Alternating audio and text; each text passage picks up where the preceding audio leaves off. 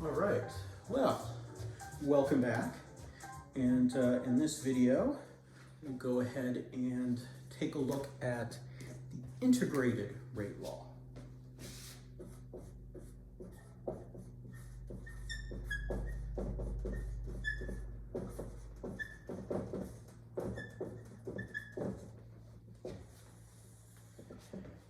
All right, and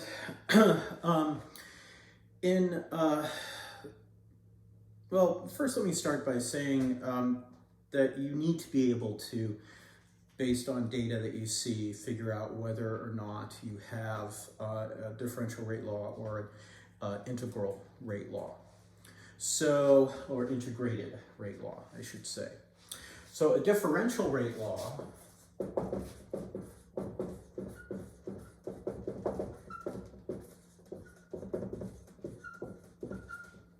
put differential in parentheses because when people refer to rate laws, they are referring to differential rate laws. So we have rate versus concentration. So if we're doing experiments with different initial concentrations and measuring the rates, that's going to give us differential rate laws. The integral rate law, or integrated rate law, sorry,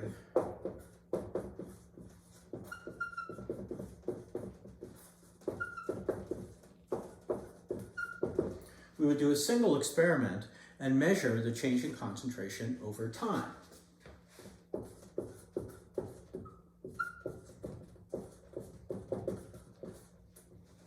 All right, so that's the fundamental difference, and I cannot stress this enough. Well, maybe I can, but I cannot stress it too much. How about that?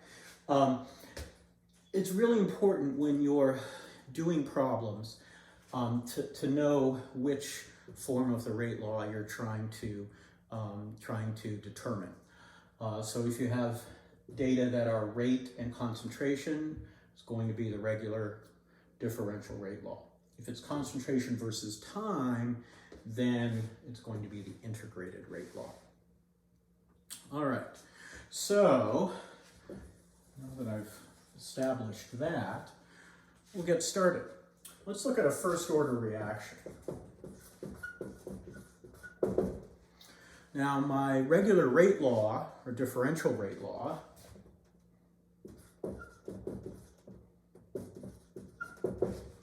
rate equals minus delta, we'll just call it A over delta T. And this is just for some reaction, A going to B. So just maybe add it up here in a different color here. Hypothetical.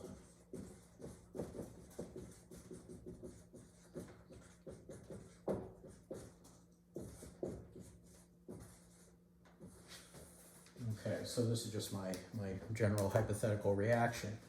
And this is going to equal the rate constant times concentration of A raised to the power of 1. Now, if we rearrange this and integrate it, which I'm not going to do for you, but you could if you were in Math 1 or Math 2, I believe, you get the integrated rate law.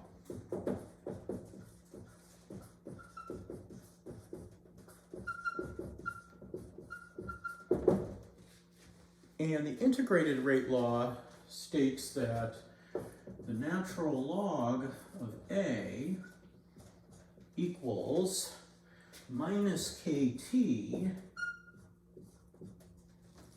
plus the natural log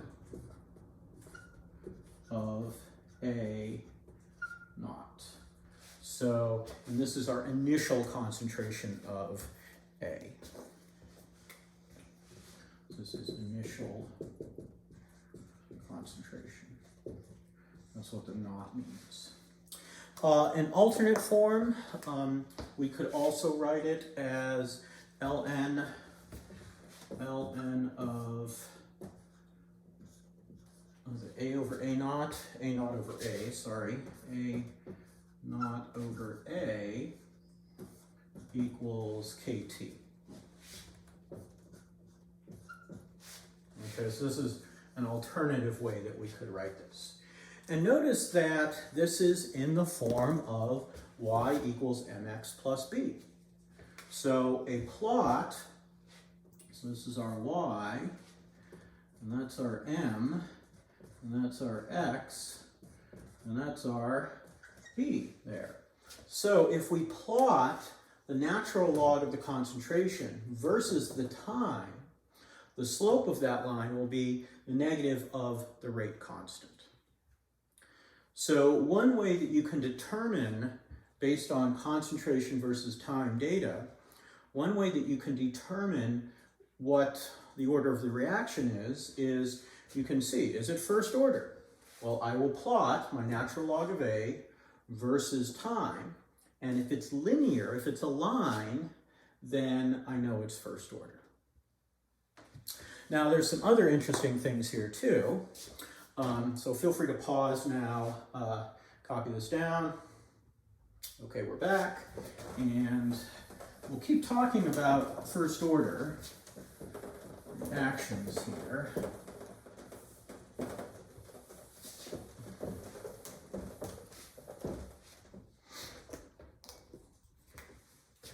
So first order.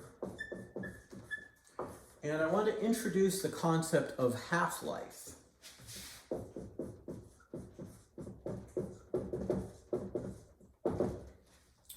And half-life is the time at which our concentration of reactant is half of the initial concentration.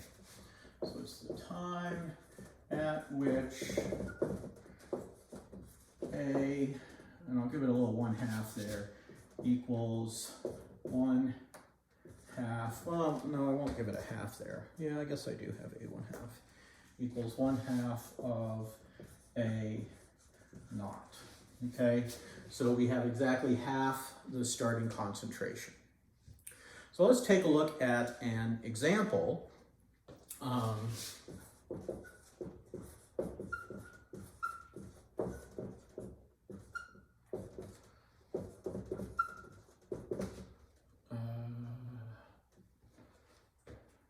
Sorry, NO2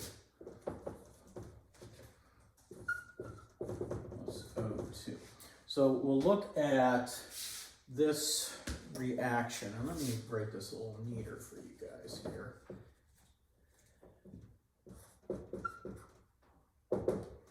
Okay, so we have the following data. We have a concentration of N2O5 in molar, and then we have time in seconds. And we start at 0.100 molar, and our time is 0. And then when we get down to 0.050 molar, this happens to be 100 seconds. 0.025 molar is 200 seconds. And 0.0125 molar is 300 seconds. I'll give these some more zeros so we got the right sig figs here. Now, I could take the natural log of these values and plot those then versus my time. Or I could say, it looks like this is half, that's half, and that's half. And this is 100 seconds, that's 100 seconds, and that's 100 seconds. So every half-life, my half-life is actually constant. So for first order reactions, half-life is constant.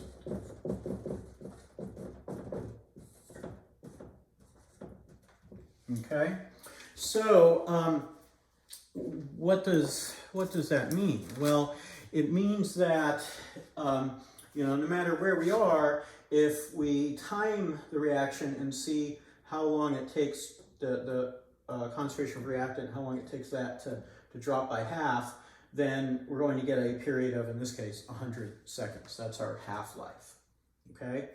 Now, in general, we have that equation, the natural log of A naught over A equals KT.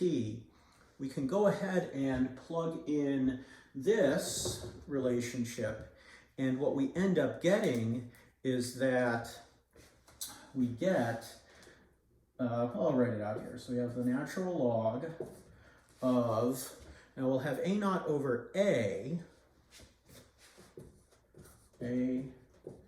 naught over A, but what's A? Well, A was A naught over 2, right? So my A naughts cancel, and I end up with a 2, and the 2 ends up in the numerator there. So this just equals, this equals KT. So we have ln of 2 equals KT. The natural log of 2 is 0.693 approximately. So our T 1/2 equals 0.693 over K.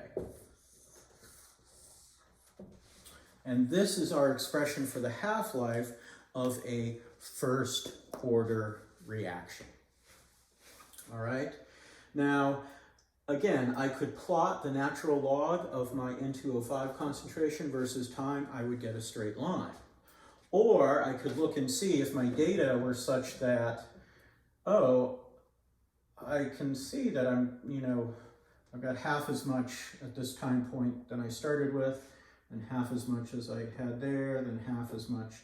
So by definition, these periods should be half-lives. And if they're all the same, then I know, oh, my half-life is 100 seconds. So I could say 100 seconds equals 0.693 over K, and I could solve for K. I could get the rate constant. And we'll do that in the next workshop as well. All right. I think I'm going to stop for right now for this video. In the next video, I'll show you second order and zero order rate laws. So stay tuned for that. In the meantime, I know I've been saying, I will talk with you later, but I think I'm going to go back to what I actually used to sign off my radio show with, which was, until next time, meet me at the gray house with the white trim. I'll explain that next time too.